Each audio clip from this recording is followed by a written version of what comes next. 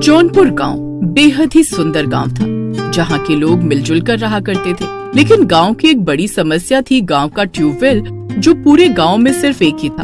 अब गांव के आदमी शाम के वक्त ट्यूबवेल में नहाने जाया करते और सुबह सुबह गांव की औरतें ट्यूबवेल पर पानी लाने, नहाने और काम करने जाया करती। एक रोज गांव की सुमन ट्यूबवेल पर पानी लाने जा रही होती है। चमोली भाभी, आप देख रही है ना इस सरपंच के बेटे को? जब भी मैं पानी लाने घर से ट्यूबवेल पर जाती हूँ तो ये मेरे पीछे पीछे आ जाता है। सरपंच का बेटा है तो कोई कुछ नहीं कहता इसे, लेकिन सच कहूँ तो एक नंबर का निकम्मा, आवारा और बदमाश है ये। कभी कभी तो मैं सोचती हूँ कि अगर किसी दिन मैं ट्यूबवेल पर अकेली रही तो ना जाने ये मेरे साथ क्या कर दे। तू इस पर ध्यान मत दे, ये सिर्फ तेरे पीछे नहीं बल्कि गांव की और लड़कियों के पीछे भी दुम हिलाए घूमता रहता है। चमोली की बात सुनकर रंजीत को नजरअंदाज कर देती है। रंजीत गांव के सरपंच का बेटा था और काफी बदमाश भी था। वो गांव की लड़कियों को अक्सर घूरा करता, उन्हें उल्टा सीधा बोल देता। इसी वजह से लड़कियां उसे देखकर अपना रास्ता बदल लिया करती। अब देर शाम सुमन चेहरे पर उदासी के साथ खाना बना रही होती है। क्या बात है दीदी, कई दिनों से आपका उतरा हुआ चेहरा देखकर मुझे लग रहा है कि कोई तो परेशानी जरूर है। नहीं, कुछ भी नहीं, बस माँ की याद आ रही थी। माँ को तो हम भूले ही नहीं है और मुझे अच्छे से पता है आप माँ को याद करके इतना परेशान तो नहीं होती, बल्कि आपको तो माँ को याद करना अच्छा लगता है। इस उदासी का कारण कुछ और ही है। तू इतना पूछ रही है तो तुझे बता देती हूँ। तू सरपंच के बेटे रंजीत को जानती है ना? वो काफी समय से मेरे पीछे लगा हुआ है। मुझे समझ नहीं आ रहा कि आखिर वो चाहता क्या है। हाँ, मैंने भी कई दिन आपका पीछा करते हुए देखा है उसे। जब आप ट्यूबवेल पर जाती हैं तो कोई बात नहीं दीदी, कल से मैं आपके साथ ट्यूबवेल पर चला करूंगी। अब अगले ही रोज सीमा और सुमन दोनों ही ट्यूबवेल पर जाते हैं। सुमन को नहाना था और सीमा पहरेदारी देने लगती है। हालांकि इस बार भी रंजीत दोनों का पीछा करते हुए ट्यूबवेल पर पहुंच जाता है और सीमा को धक्का देकर सुमन की तरफ बढ़ता है। कहाँ जा रहे हो तुम? दीदी मुझे बचाओ। क्या हुआ सीमा? क्या किया तुमने मेरी बहन के साथ? हटो। इतना कहकर सुमन रंजीत को धक्का देती है, लेकिन रंजीत सुमन का हाथ पकड़ लेता है और हाथापाई में सुमन भी उस ट्यूबवेल पर गिर पड़ती है और उसका सर एक बड़े से पत्थर से जा टकराता है। सुमन को चोट लगते ही ढेर सारा खून बहता है और वो वहीं दम तोड़ देती है। दूसरी तरफ सीमा भी अपनी बहन को देखकर दम तोड़ देती है, क्योंकि उसे भी गिरने से गंभीर चोट लग चुकी थी और अपनी बहन को देखकर वो उस हादसे को बर्दाश्त नहीं कर पाती। ये क्या किया मैंने? इससे पहले कि कोई आ जाए और मुझे पकड़ ले, मुझे यहाँ से जाना होगा। इतना कर रंजीत वहाँ से दबे पांव अपने घर की तरफ निकल जाता है। वहीं दूसरी तरफ दोनों बहनों की मौत से पूरा गांव सन्न रह जाता है। अरे बाप रे, दोनों बिन माँ की बच्ची न जाने कैसे ट्यूबवेल पर गिरकर इस दुनिया से ही चल बसी। मुझे तो समझ ही नहीं आ रहा। काकी, सोचने वाली बात है। दोनों बहन ट्यूबवेल पर गिरी हुई मिली थी, दोनों की मौत हो चुकी थी, लेकिन ऐसा कैसे हो सकता है? मैं तो कई दिनों से सरपंच साहब के बेटे को देख रही हूँ सुमन का पीछा करते हुए। कहीं उसने तो कुछ नहीं कर दिया? आज तो तूने अपने मुंह से ऐसी बातें कह दी हैं, आगे कभी ऐसा मत कहना। सरपंच बड़ा जालिम आदमी है, अगर गलती से भी कोई उसके बेटे पर गलत इल्जाम लगा दे तो वो उसे रातों रात गायब करवा देता है। न जाने इस गांव में लोगों को कब न्याय मिलेगा, और इस डर से तो फिर कोई सुमन और सीमा के मौत के बारे में पता भी लगाने की कोशिश नहीं करेगा। समय के साथ सुमन और सीमा को मरे हुए महीनों बीत जाते हैं। गांव वाले भी उन दोनों की मौत को हादसा मानकर कुछ दिनों के लिए दुख जताते हैं और दोनों को यादों के साथ भुला देते हैं। अब एक रोज देर रात रंजीत अपने कमरे में बैठा होता है, तभी उसे उसके पीछे से किसी के गुजरने की आहट आती है। माँ, पिताजी, कौन है वहाँ? रामू काका, कौन मुझे डराने की कोशिश कर रहा है? तभी अचानक से उसके कमरे में रखा टीवी का रिमोट, खाने की प्लेट, उसका मोबाइल फोन सब हवा में था और अचानक से वो नीचे गिरकर चकनाचूर हो जाता है। रंजीत अपनी आंखों से ये सब देखकर भौंचक रह जाता है कि आखिर उसके साथ ये हुआ क्या। पिताजी कमरे में भूत है। पिताजी कमरे में भूत है। फिर से तूने ज्यादा नशा कर लिया है। क्या जरूरत है इतना नशा करने की? हर दिन गांव वाले तेरी शिकायत लेकर आ जाते हैं। वो तो मेरा खौफ है, तो वो सिर्फ इतना कहते हैं कि आज रंजीत बाबू ने ऐसा किया वैसा किया।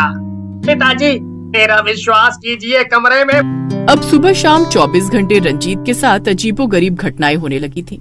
धीरे धीरे इस बात को 15-20 दिन बीत भी जाते हैं और रंजीत अपना मानसिक संतुलन खो देता है। उसके घर वाले भी उसे पागल समझने लगते हैं।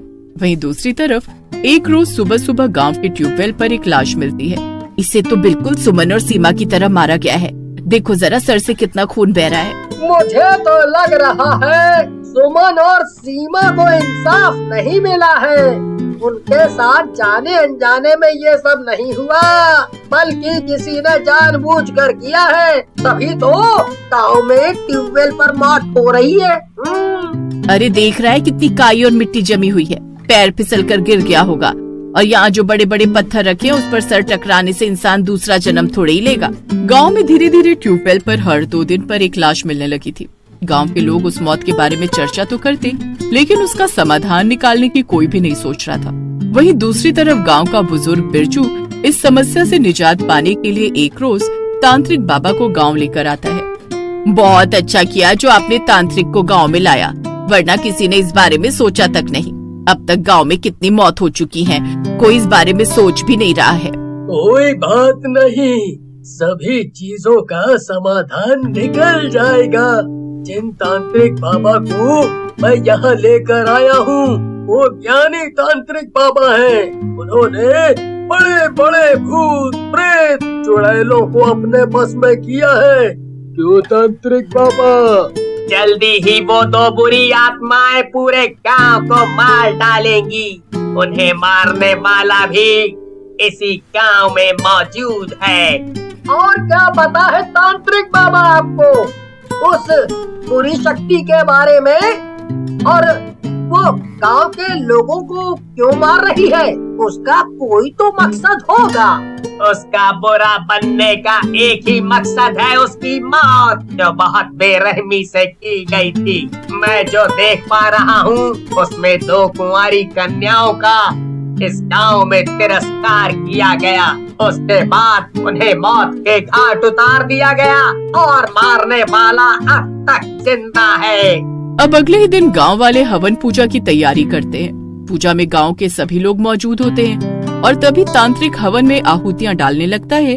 और जैसे ही लाल रंग की सिंदूर हवन में आहुति देते हुए डालता है, तभी वहाँ 2 आत्माएं प्रकट हो जाती हैं और जोर जोर से हंसने लगती हैं। तुम्हें क्या लगता है तुम हमें यहाँ इस तरह बुलाकर बंदी बना लोगे? बिल्कुल भी नहीं। हम 1 नहीं 2 है, 2 और दोनों ही शक्तिशाली। मैं तुम्हें जाने दूंगा, पर अगर तुम मुझे गांव के लोगों को मारने का अपना मकसद भी बताती हो तो मैं तुम्हारी मदद भी करूंगा। तू क्या मेरी मदद करेगा? मैं पूरे गांव को शमशान बना दूंगी। हम दोनों इस पूरे गांव को शमशान बना देंगे।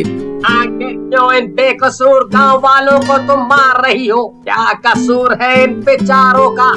क्या कसूर है इन बेचारों का? इन लोगों को सच्चाई पता था, तब भी इन लोगों ने हमें इंसाफ नहीं दिलाया। सरपंच का बेटा जिसने हम दोनों बहनों को मार दिया। मैं, सुमन और ये सीमा। गांव के कई लोगों ने उस दिन रंजीत को ट्यूबवेल से जाते हुए देखा था, लेकिन किसी ने कुछ नहीं किया, कुछ भी नहीं। वो सरपंच का बेटा खुद के कारण पागल नहीं हुआ है, बल्कि हमने उसे इतना सताया कि अब वो खुद को पहचानना भूल चुका है। मैं किसी को नहीं छोड़ेगी, किसी को भी नहीं। चुड़ैल की बातें सुनकर गांव वाले हाथ जोड़कर दोनों बहनों की आत्मा से माफी मांगते हैं और कई गांव के लोग तो रोने लग जाते हैं, क्योंकि उनका कोई कसूर नहीं था। जिन्होंने उस दिन रंजीत को ट्यूबवेल से जाते हुए देखा था, उन्हें सुमन और सीमा मार चुकी थी। अब सुमन और सीमा को भी दया आ जाती है और वो वहाँ से जाने के लिए और मुक्ति पाने के लिए तैयार हो जाती हैं। आप लोगों का प्यार देखकर मैं यहाँ से जा रही हूँ और उस रंजीत को मैं क्या ही मारूंगी। उसे तो हमने इतना पागल कर दिया है कि अब वो कभी ठीक नहीं होगा। वो तो अपने माँ बाप को भी नहीं पहचानता। इतना कहते ही तांत्रिक मंत्रों का उच्चारण करते हुए जलती अग्नि में आहुतियाँ डालता है और धीरे धीरे दोनों आत्मा भस्म होने लगती हैं, क्योंकि उन्हें मुक्ति मिलने लगी थी। वहीं गांव के लोग उन दोनों बहनों की आत्मा को मुक्ति मिलते देख आंखों में आंसू लिए उनकी आत्मा की शांति के लिए प्रार्थना करने लगते हैं और साथ ही मिलकर ये प्रण लेते हैं कि वो सरपंच का तिरस्कार करेंगे और उसे सरपंच पद से खारिज भी करेंगे।